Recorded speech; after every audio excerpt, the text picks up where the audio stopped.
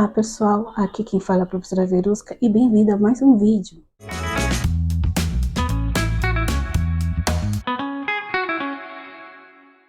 Hoje nós vamos falar de um assunto um pouquinho delicado.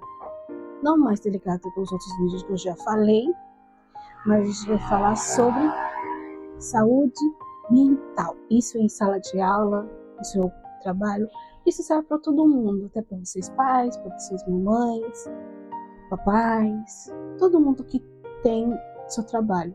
Eu pensei em fazer umas coisas bem engraçadas, explicar de uma forma cômica, mas eu estou passando por um momento na minha vida muito complicado e que tem a ver com um assunto que eu vim tratar hoje que eu precisava tratar com vocês. Eu andei sumindo nesse mês de agosto, né?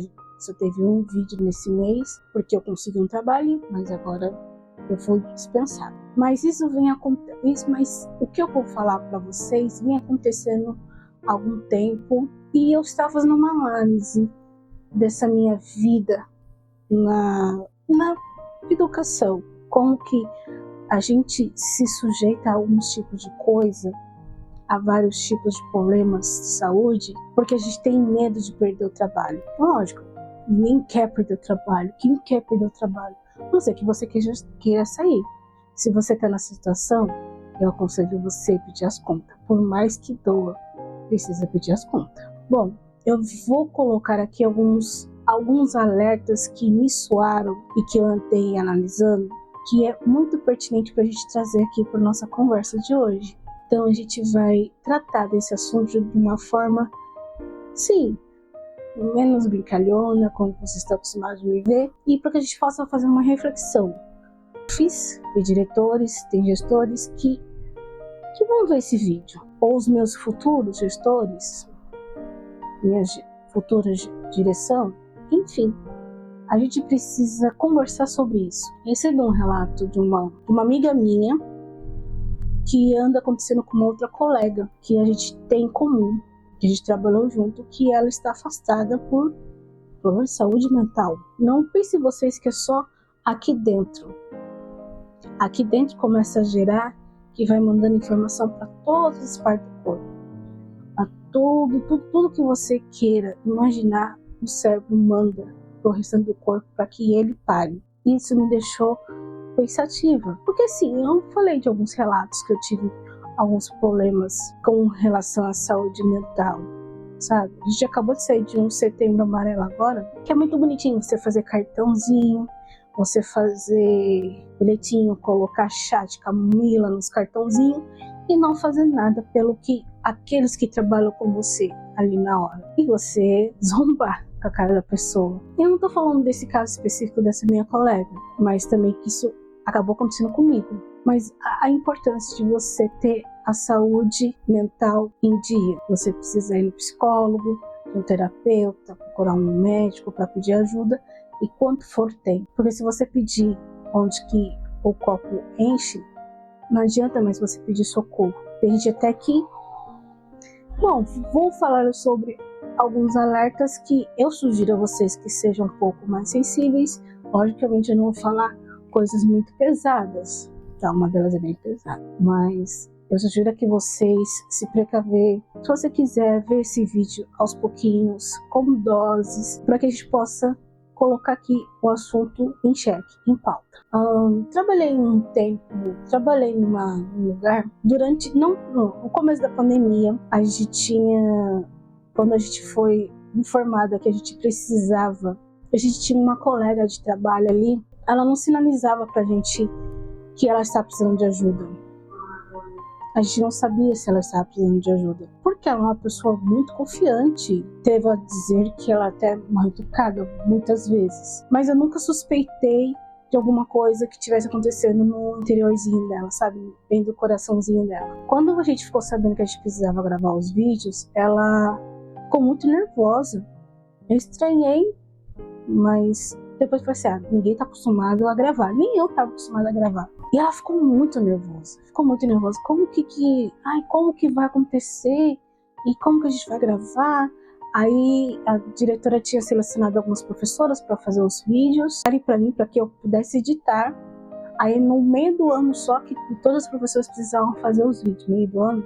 Acho que depois de 2 meses depois, todas as professoras tinham que fazer os vídeos. Aí ela selecionou 2 professoras. Como que lá só tinha um berçário 1 e 2 ainda, que estavam chegando ali, então ela pegou 2 professoras de cada agrupamento. E essa professora era do BER 2, igual a mim. A gente estava ali se preparando, porque faltava poucos dias depois dessa reunião, tinha mais 3 dias pela frente para a gente poder organizar, para mim poder fazer esse vídeo. Recebi os vídeos, editei os vídeos, e em uma manhã a gente tinha aquele horário para cumprir, que era naquele momento era 8 horas, das 8 às 5. A gente acorda com uma bomba que essa colega, infelizmente, ela veio a falecer.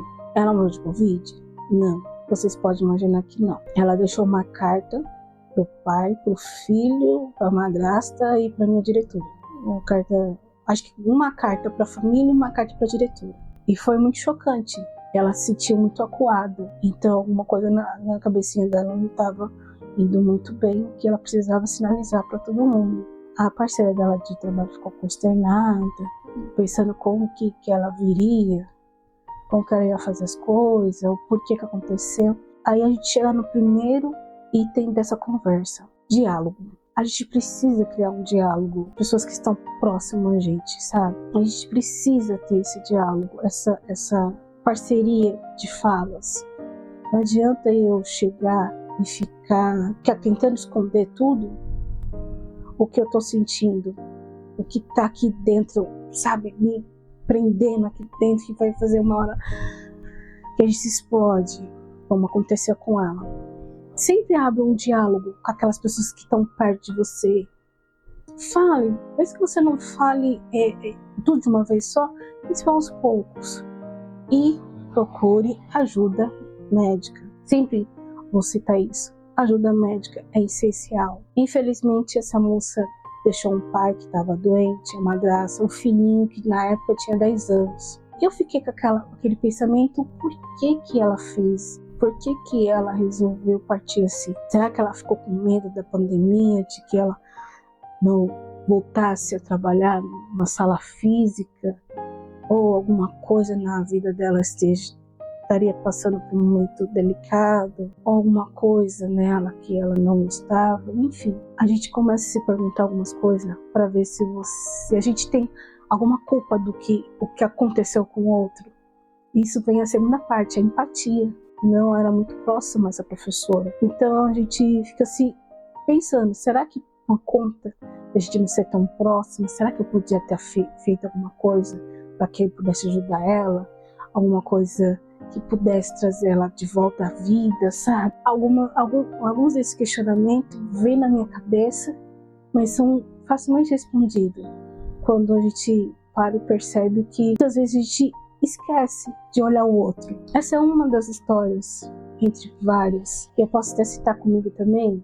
Eu já contei que eu tive uma parceria muito ruim, que me humilhava, que falava coisas horríveis sobre a minha pessoa, que inventava coisas sobre a minha pessoa. Não, na verdade, foram 2 vezes que isso acabou acontecendo.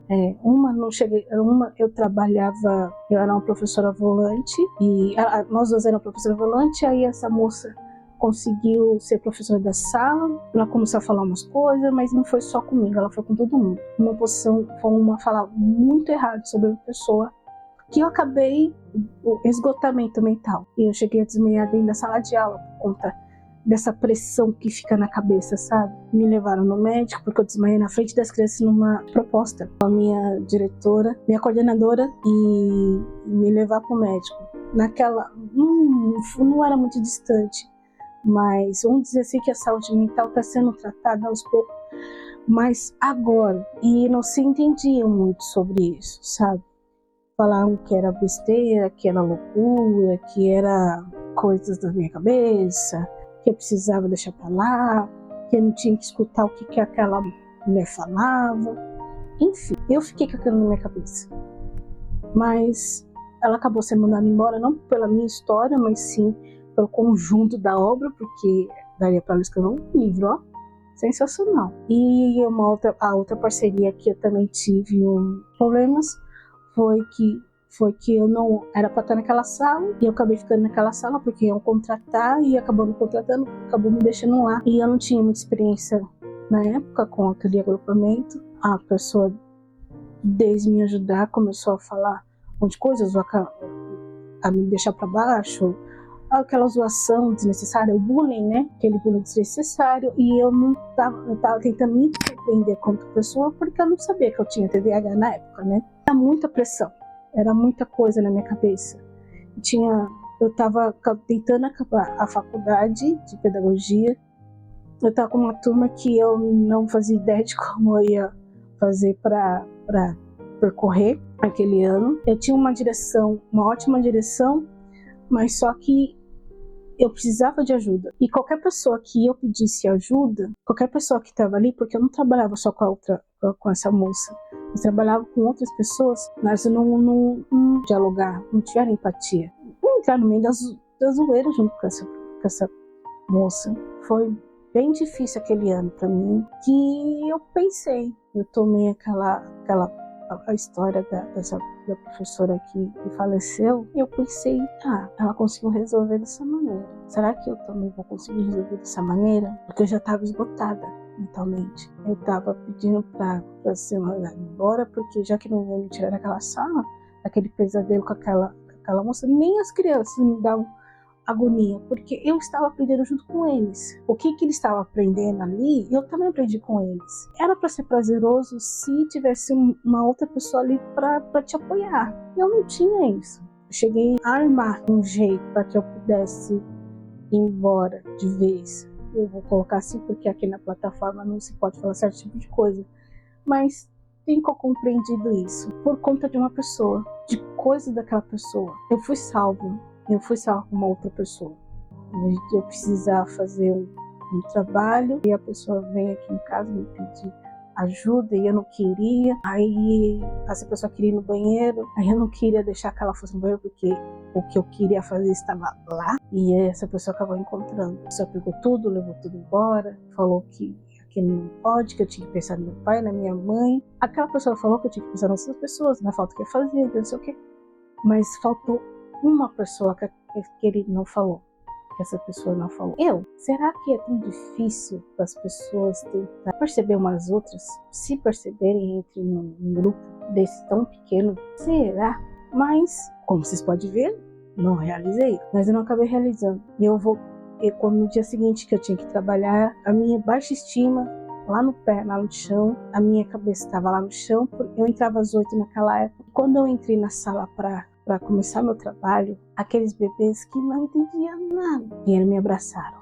Aí eu falei assim, agora entendi por quê, que eu não podia ir. Aí naquele dia, eu não cheguei a comentar com a minha mãe, mas eu conversei bastante tempo com a minha mãe sobre ela. Aí vem aquele negócio de empatia, minha mãe me escutava atentamente. Eu queria falar para alguém da direção, mas porque toda vez que eu tentava, eu escutava aquelas risadinhas na minha cabeça, algumas piadinhas de mau gosto e algumas palavras e algumas frases. Eu vou me resguardar. Eu pensei bem no que atitude que eu ia tomar, no que eu ia fazer. Segui aquele ano, não normalmente, né?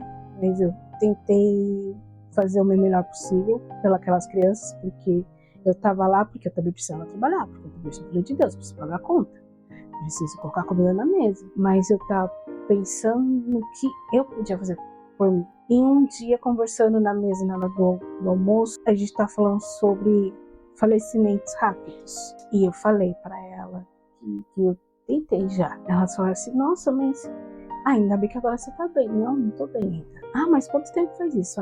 Faz 2 meses. Nossa! Elas não perguntaram por quê. E ficou por esse mês. Aí teve uma outra vez que essa moça trabalhava, falou algo, me acusou de algo. E eu já estava no meu nível de estresse tão grande que eu falei assim que nada que eu fazia estava bom. Por minha sorte, eu tinha colegas e uma amiga na outra mesa. Logicamente não se levantaram, não se envolveram desse embate. A minha outra colega também estava lá e ela ficou desconcertada. Eu fiquei sem ação, a outra ficou gritando. as outras ficaram estáticas e a minha amiga me percebeu. Na hora eu fazia a saída sozinha e ela também fazia a saída. Ela falou assim, você quer vir pra cá um pouco? Porque minhas crianças acabavam sendo primeiro que o dela. Aí ela me convidou para entrar na sala dela, porque eu já não tinha gente arrumada. E o ato dela foi me colocar no colo dela e falar assim, eu tô aqui, diálogo, empatia, carinho. Então, olha as coisas tão pequenininhas pode transformar. Eu podia estar aqui gravando hoje, algumas coisas da minha vida não teria acontecido, eu não teria visto. É muito bom quando você notar o outro, como essa minha amiga fez. Eu sou muito grata para ela até hoje. E ela sabe disso porque eu vivo enchendo os patavas dela. Talvez ela não se lembre, ou ela lembra de algumas coisas, mas enfim. Então quando você olha para o outro e percebe que o outro está precisando de ajuda, é a melhor coisa do mundo. Nesse mesmo esquema nós vamos falar, a gente está falando da saúde em sala de aula, a importância que você tem de falar com seus parceiros. Então, eu tomei na minha cabeça falando assim, não importa onde que eu vou trabalhar, eu vou sinalizar para a pessoa que eu não tô bem, que eu tô de um jeito ruim, e queria ser respeitada. Eu abri um diálogo com a minha parceira, tinha alguns embates, tinha algumas coisas que a gente não batia as ideias, mas a gente não levava daquilo de um extremo mau gosto como que foi da outra. A gente colocava tudo aquilo nas claras. Então, houve um respeito. Foi a primeira coisa que eu fiz. Queria me entender. Eu percebi o esforço que ela queria me compreender. Aí eu falo da parte e a gestão. Qual é o posicionamento da gestão?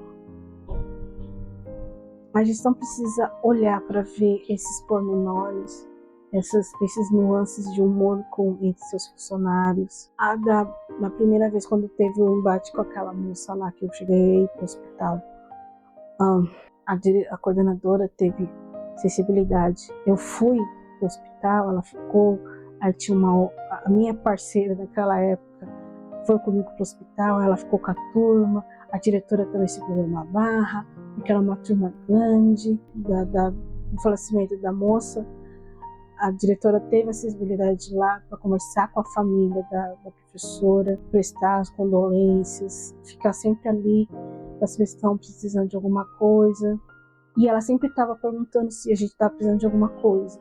E eu percebia que ela também estava precisando desse afago. Então foi a época que eu mais me conectei a ela.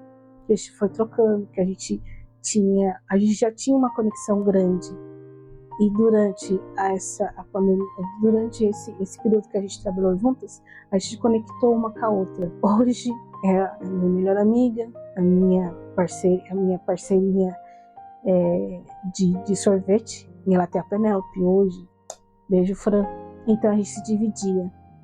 Diálogo, empatia, carinho. Já numa outra, deixaram o ano correr para só no final do ano falar que eu não ia ficar com essa mesma professora. Não sabiam o nível, como que estava. Você me falava, me procurar ajuda, procurar um psicólogo, enfim, uma ajuda médica, né? Acabei procurando e descobri que eu tinha TDAH, mas eu não podia falar com aquela moça. E eu percebo que as pessoas não estão preparadas, porque tem muitos relatos sobre isso. Eu cheguei, teve um momento da minha vida, eu deixei de ser em outro lugar, eu deixei de ser humilhada pelo colega de trabalho e comecei a ser humilhada pela direção. Não é que estou fazendo de coitadismo. Tem um amigo meu que odeia essa palavra, odeia as pessoas ficarem assim, mas é preciso falar, é preciso pontuar. Aquela humilhação, eu perguntava, as pessoas não olhavam para mim. Quando eu perguntava outra coisa, as pessoas zombavam e me deixavam sempre. Na verdade, não me sentia uma professora ali, eu me sentia como se fosse qualquer coisa, porque eu perguntava, ou ninguém me olhava nos meus olhos ou para minha cara e respondia, ou zombavam, ou me deixava falando sozinha. Inúmeras vezes. Por muitas vezes. Mil vezes, meu corpo ficou doente.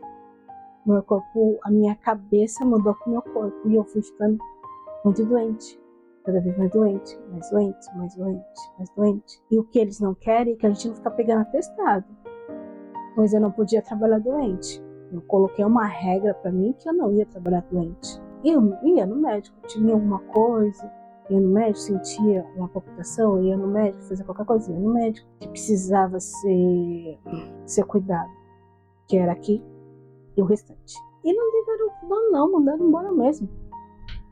Bem, a gente não precisa. Eu escutei uma vez uma colega minha falar assim, para eles a gente só é número, a gente não faz isso, a gente só é número. Não importa o que você faça, não importa o que você seja boa, quando você não serve mais, você é um número. E eu queria que não olhasse a gente com esse olhar, como se a gente fosse um número. Somos pessoas que precisam de um médico, pessoas que choram, que sangram. Quando eu falei para uma das minhas colegas de trabalho que eu não estava bem, que eu pensava em fazer uma besteira grande, aquela palavra, uma colega me viu assim, mas você deveria ter você deveria agradecer, porque tem um monte de gente no hospital doentes. Basicamente, cortei. A pessoa falou assim, tá bom. Não é que eu não queria escutar.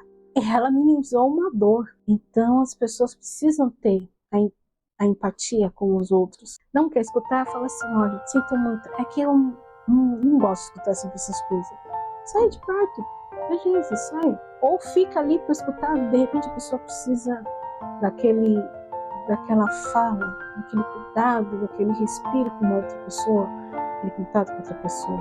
Mas a pessoa resolveu barrar falando desse jeito. Você precisa procurar Deus. Tem tantas pessoas doentes que tá precisando. Te vira, não liga, não tô nem aí. E essas coisas, essas bolas enormes que vai criando na sua cabeça, e você vai deixando no seu corpo completamente doente. Sua cabeça fica tão cheia de coisa que parece que você vai infartar a qualquer momento. Mas faz o que eu tô pedindo. Seja setembro, outubro, novembro, dezembro, janeiro, fevereiro, março, abril, maio, junho, agosto. Não importa qual dia, não importa qual mês. Você está se sentindo triste, você não consegue fazer nada, você não consegue levantar desse espacinho que você se encontra na sua mente. Procure ajuda. Procure amigos que te ajudem. Procure pessoas que te ajudem. Sempre. Procure o melhor para você. Cuide-se. Ame-se. Previna-se. Tem muita coisa que a gente podia fazer para ajudar essas pessoas como eu, que passaram e tem anjos da guarda. A gente precisa montar uma rede de apoio. Eu gosto dessa palavra, rede de apoio, porque quando as mães vai sair para ir trabalhar e deixa seus filhos na escola, e de repente no meio alguma coisa aconteceu e essa criança fica doente, a mãezinha tem, eu vou ligar para a vovó, vai buscar. Essa é uma rede de apoio. Algumas mães não têm essa rede de apoio. A vovó vai buscar. Não tem. Então vamos ser rede de apoio das pessoas que estão tão próximas. Aquela pessoa que senta com você no refeitório para almoçar, porque ela está muito quieta, ou porque ela está muito agitada, de repente ela precisa de alguém só para desabafar, conversar um pouquinho, desengargar um pouco o que está prendendo aqui.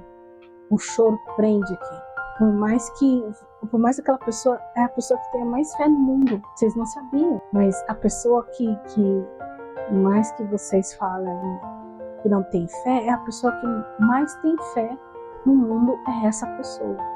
É esse ser que todo mundo mastiga, faz o que quiser. Bom, eu acho que eu já falei demais como sempre. Então fica aqui um alerta, precisando de ajuda, procure. Eu vou deixar um número nos comentários, na descrição. Eu vou deixar também no Instagram também. Eu vou deixar aqui para quando vocês precisarem, para quando você precisar desabafar com alguém, não tem ninguém do seu lado, você ter e ligar para uma pessoa, mesmo que fosse compreensível. Mas vamos procurar ajuda. Vamos cuidar da gente, para a gente poder cuidar das crianças, para a gente poder cuidar dos nossos pais, para a gente poder cuidar das pessoas que a gente ama, tá bom? Um beijão e até a próxima.